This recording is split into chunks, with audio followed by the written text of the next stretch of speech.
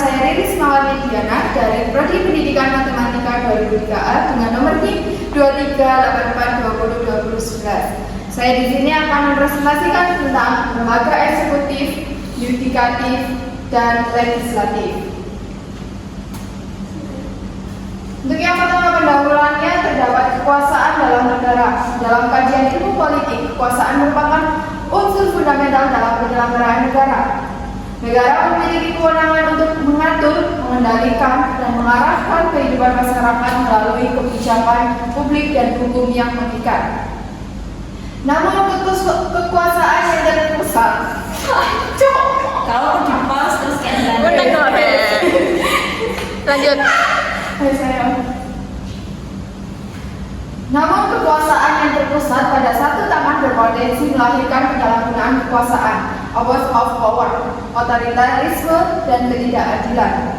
Oleh karena itu, dalam sistem politik modern diperlukan mekanisme pembatasan dan pembagian kekuasaan agar kekuasaan negara dijalankan secara bertanggung jawab, transparan, dan demokratis.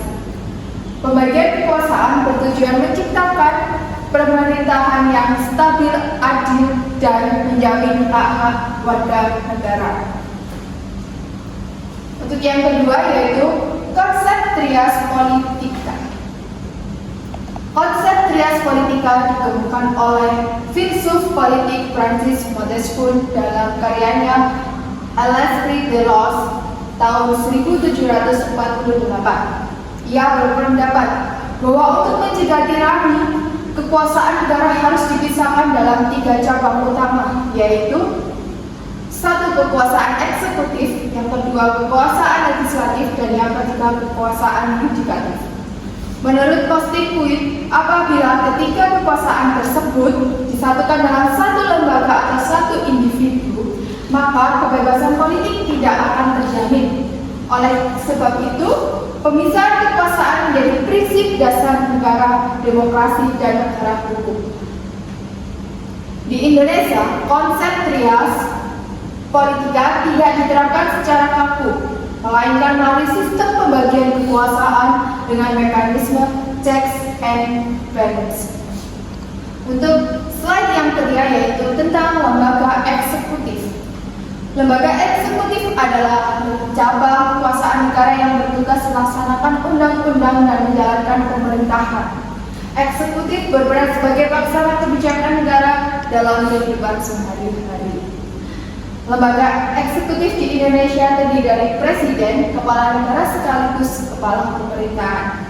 Yang kedua ada wakil presiden, yang ketiga ada kementerian negara, dan yang keempat ada lembaga pemerintahan dan kementerian.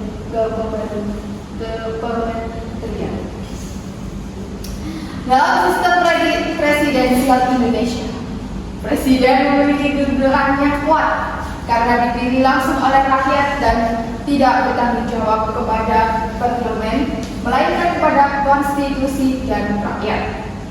Untuk slide yang keempat yaitu kewenangan lembaga eksekutif. Yang pertama, menjalankan undang-undang eksekutif bertugas melaksanakan UU yang telah disahkan oleh legislatif melalui kebijakan dan peraturan pelaksanaan.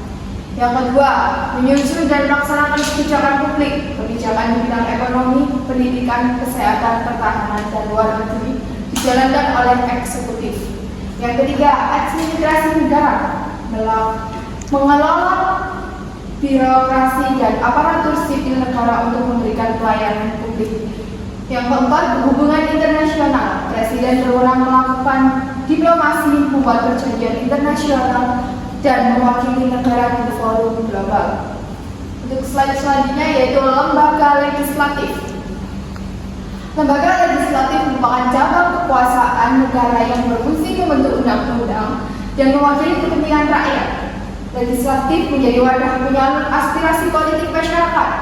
Lembaga legislatif di Indonesia terdiri dari DPR, DPD, dan MPR.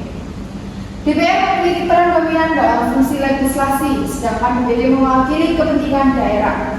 Untuk MPR berwenang melantik presiden dan mengubah Undang-Undang Dasar tahun 1945. Next. Untuk selanjutnya yaitu kewenangan legislatif. Yang pertama, fungsi legislasi, membentuk dan membahas undang-undang bersama Presiden. Yang kedua, fungsi anggaran, budgeting, membahas dan menyetujui anggaran pendapatan dan belanja negara APBN. Dan yang ketiga, fungsi pengawas mengenai jalannya pemerintahan dan kebijakan eksekutif agar sesuai dengan undang-undang dan kepentingan rakyat. Next. Untuk selanjutnya yaitu lembaga yudikatif. Lembaga yudikatif adalah cabang kekuasaan negara yang bertugas menegakkan hukum dan keadilan. Yudikatif berfungsi sebagai penafsir hukum dan penjaga supremasi hukum. Lembaga yudikatif di Indonesia terdiri dari MA, MK, dan KY. Lembaga yudikatif harus bersifat independen dan bebas dari intervensi kekuasaan lain agar putusan hukum dapat objektif dan adil. Di sini ada kewenangan lembaga yudikatif meliputi apa saja, yaitu pertama, mengadili dan memutus perkara. Yang kedua, menjaga konstitusi, dan yang ketiga, menegakkan prinsip negara hukum. Next. Nah, di sini apa ada yang ditanyakan? Tidak. Di sini kalau tidak ada, kita next ke kesimpulannya. Kesimpulannya yaitu pembagian kekuasaan negara dalam lembaga eksekutif, legislatif, dan yudikatif merupakan prinsip fundamental dalam negara demokrasi dan negara hukum. Konsep res politika bertujuan mencegah pemusatan kekuasaan serta menjamin terciptanya pemerintahan yang adil, transparan, dan akutabel. Dalam praktik ketenagaraan Indonesia, ketika lembaga tersebut tidak berdiri secara terpisah mutlak, melainkan saling berhubungan melalui mekanisme check and balance. Sistem ini memungkinkan setiap lembaga saling mengawasi dan mengimbangi agar kekuasaan tidak disalahgunakan. Dengan demikian, keberadaan dan fungsi eksekutif, legislatif, dan yudikatif merupakan pilar utama dalam menjaga demokrasi, supervisi hukum, serta kesejahteraan rakyat dalam kehidupan bangsa dan bernegara. Sekian presentasi dari saya akhiri. Wassalamualaikum warahmatullahi wabarakatuh.